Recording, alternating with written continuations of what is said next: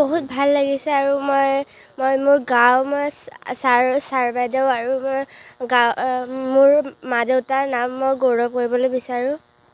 মোৰ বহুত ভাল লাগিছে, মই তেনেকৈ আগবাঢ়ি যাবলৈ বিচাৰোঁ। মোৰ সপোন মই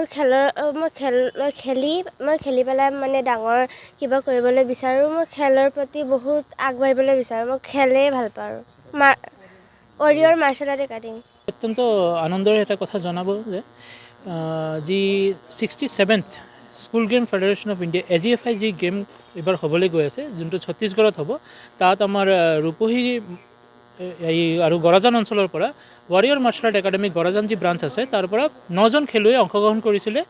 মানে আপোনাৰ তেওঁলোকে চিলেকশ্যন ট্ৰায়েল দিছিলে গুৱাহাটীত, আৰু তাৰ পৰা আমাৰ 5জন কেণ্ডিডেট চিলেক্ট হৈছে আৰু তেওঁলোকে অসম দলত স্থান লাভ কৰিছে। সেই 5জন ছাত্ৰ ছাত্ৰীকে আজি সংবৰ্ধনা দিয়া হৈছে আৰু তেওঁলোকে আগন্তুক যি 67 AGFI হ'বলৈ গৈ আছে ছত্তীশগড়ত, তাত তেওঁলোকে যোগদান কৰিব অহা 3 তাৰিখে। ইয়াৰ পৰা তেওঁলোকে হয়তো 1 তাৰিখে যাব, গুৱাহাটীত তেওঁলোকৰ ট্ৰেইনিং হ'ব। ট্ৰেইনিঙৰ পাছত তেওঁলোকে আৰু আগন্তুক তালৈ প্ৰচেছ কৰিব। তেওঁলোকৰ ৰোহান আহমেদ গোটেইকেইজন আমাৰ গৰাজানৰে হয়। ৰোহান আহমেদ, স্নিগ্ধা মণ্ডল, আৰু কি আছিলে আশিষ চৌধুৰী, মনালী গোপ আৰু মুস্তাকিজ হয়। তেওঁলোক ৰূপহী শংকৰদেৱৰ আছে, আমাৰ নিউ ভিজন একাডেমীৰ আছে, আৰু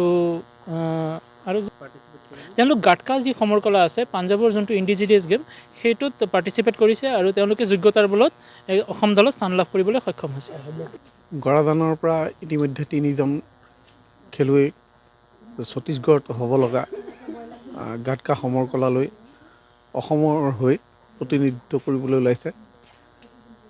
মোৰ আশা তেওঁলোকে প্ৰত্যেকেই মেডেল কঢ়িয়াই আনি এই অঞ্চললৈ গৌৰৱ কঢ়িয়াই আনিব। আৰু ইয়াৰ লগতে মই জনাই থওঁ যে নাইটছ মাৰ্চিয়েল আৰ্ট একাডেমী আমাৰ ব্ৰাঞ্চ বহুত আছে, তাৰে আমাৰ 12জন চিলেক্ট হৈছে। 12জনৰ ভিতৰত গৰাজানত 5জন। তেওঁলোকে প্ৰত্যেকেই পদক আনিব বুলি আমি আশাবাদী।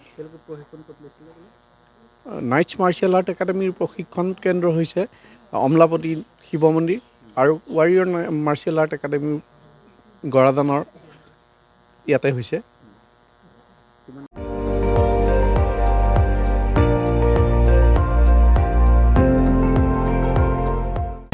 আপুনি চাই আছে ND24, সৰ্বশ্ৰেষ্ঠ নহয় সৰ্বোত্তমৰ দৌৰ।